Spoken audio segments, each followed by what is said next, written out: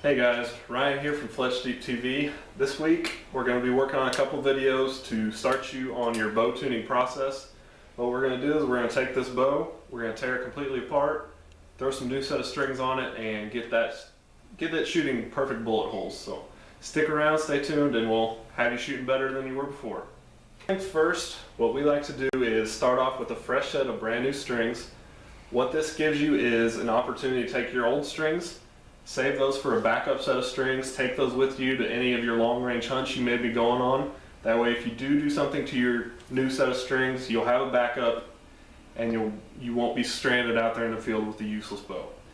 A couple things to look for in your string manufacturers. There's tons of good ones out there. I personally prefer the Brownell materials right now versus the BCY. I personally like the Brownell because I see a little bit less fuzziness in my strings versus the BCY, but that's just me. When you go to take these off, if your bow's already in tune, it's a good idea to take all your measurements, say your axle to axle, mark that down, your brace height, and what I like to do is I like to make a Sharpie mark on my cams right where my cables cross so I can get back to that finished goal, and if I know that's where it's shooting well. If it's not, like this one right here, these strings are the factory strings originals, and they've stretched quite a bit. I'm about ½ inch long on my axle to axle. I'm about 5 pounds short of my max weight. So these, I'm not going to worry so much about where the measurements are right now. When I put my new strings on, I'm going to go right for the factory specs and work from there. So we'll get started on that. Okay guys, I'm going to get started taking these off. Very careful on when you're pressing these bows. Don't go too far. So just go to the point where you're able to take the strings and the cables off. If you have the flex guard on any of your bows, a lot of the newer bows have that, it's going to take just a little bit more of a press than it would if it was a fixed cable guard there. So I'm going to take my string off first, and I'm going to do this one piece at a time. And I'm going to be careful not to lose my twist in these. Like I said, I'm going to save these for a backup set. And I'm going to take these and I'm simply going to hook them on one of my pegs here. I'm going to find the string in my new set, your string, and like I said, make sure you don't take any twist in or out from what you got from your maker was. Make sure you find the right side.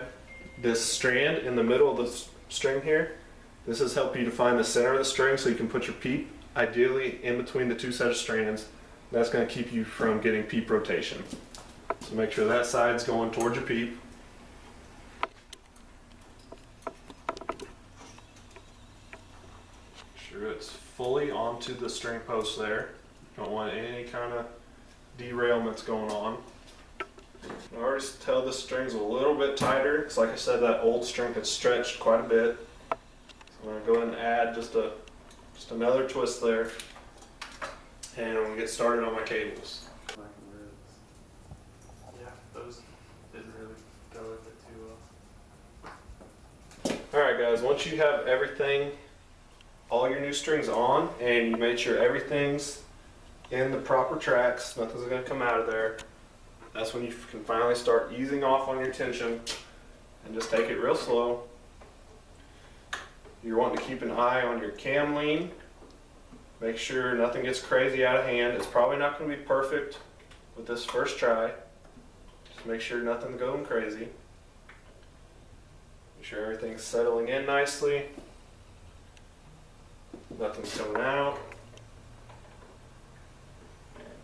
And just like that.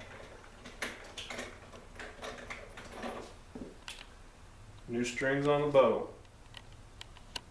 Alright guys, now that I've got the strings on here, I'm going to take a couple rough measurements, make sure everything's close to factory spec, or what you had it if you had your bow in time. Okay, we are dead on 35 inches here, which is exactly what I wanted, which is these string makers so far, they're getting an A+. And then I'm going to rough check my cam lean, and a good way to do that is grab an old arrow and lay that against the side of the cam, and you just want to lay that down and see kind of which way your cam's leaning. On these binary cams, you want them leaning towards the same direction, and you want them pretty much identical. So fairly close there. And this one's got just a little more lean on it. So I'll tweak the cam lean on that top cam. Now this isn't set in stone yet, guys. We'll go over this later. But just take you some rough measurements before you do anything. Make sure nothing's off. Make sure your string lengths are right from the factory. And we'll move on to the next step. Alright guys, like I said, once you got everything on there and all your measurements are close, you want to take a look at your timing marks. Most factory cams will have some kind of timing mark. Make sure both of those are close. Right here on these set of strings, we are perfectly dead on. Like I said, I'm super impressed with this string maker right now. A+ for now. We're going to see how they hold up, and we'll let you know who they are depending on how that turns out. But cam lean is in check, timing's dead on, axle to axle perfect. So we are ready to move on to our second video. So stay tuned guys, and we'll get that up for you shortly.